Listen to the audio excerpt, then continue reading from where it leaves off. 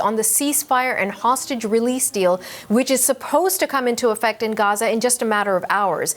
Just moments ago, Israeli Prime Minister Benjamin Netanyahu said Hamas has yet to provide the names of the first group of captives to be freed. He addressed his nation last hour on that very issue. Let's turn once again to CBC senior correspondent Sasha Petrusik, who is in Jerusalem. He's listening in on all of this. Sasha, walk us through what we heard from the Prime Minister and where exactly the deal stands right now.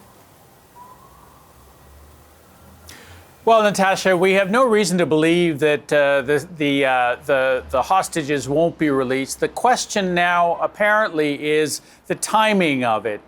What Prime Minister Benjamin Netanyahu said, and he didn't say this in his speech, he said this separately, released a statement saying that Hamas has not yet provided a list of the hostages who are going to be released tomorrow. Tomorrow, they're supposed to release 3 hostages. We've been told they are 3 female hostages, but the Israeli government says they still do not know the identity of those hostages. And according to the agreement, they say, Hamas was supposed to give them those names 24 hours in advance. So we don't have that. And Israel is saying that until they get the names, this event is not going to go ahead. And that aspect of the ceasefire will be on hold until Hamas gives those names. Now, the speech itself was really a defense of why the Netanyahu government went ahead with this ceasefire. He's been under criticism from some of the members of his own coalition government, people from other parties who are on the far right, who are hardliners, who have criticized the government for going ahead and saying that this deal will create a catastrophe, that it is handing Hamas a win. And he is basically saying that this is going to be good for Israel. It is going to be good for all the Israelis who are going to be brought back home now, the hostages who have been held for 15 months. And what he is saying is, most critically perhaps, that Israel does reserve the right to continue with this war if things don't go ahead. This is what he had to say as far as that goes. We are reserving the right to go back to the war with the backing of the United States. And there is a reason for the fact that all the higher echelons of power in the States have repeated that it was Hamas who actually basically sort of torpedoed the deal before that. We said that there has to be a very significant rise in the number, an increase in number of the hostages that will come back in the first phase. And that effort, yes, has borne fruit. We've managed to even double those live hostages that will come back at the first phase.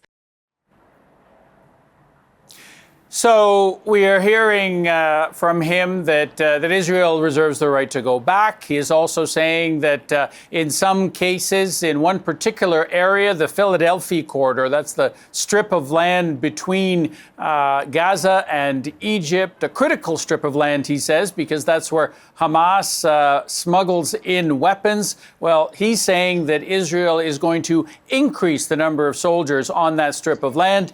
The agreement actually doesn't say that. The agreement says that Israel will reduce the number of soldiers. So not clear where that one is going. And in fact, I think what we're seeing here is different interpretations of the agreement and the kind of disagreements on both sides that will probably be a characteristic of the debate over the coming 6 weeks that this is supposed to go into effect.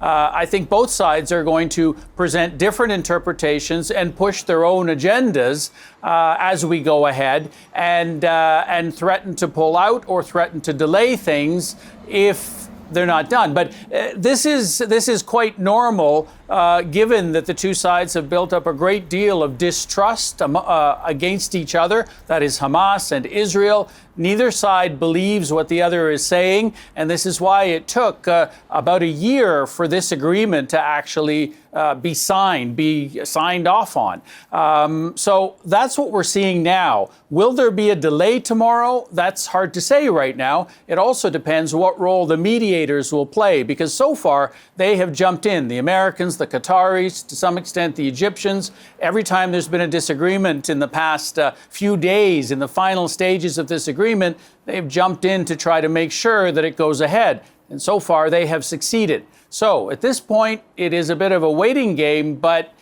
nobody is saying that it's not going ahead, and certainly the Israeli government, the military, and other aspects of the Israeli government are all preparing for a hostage return tomorrow afternoon as scheduled. Senior correspondent Sasha Petrusik in Jerusalem. Sasha, so good to have you back on and get some clarity on those breaking news developments. Thank you again.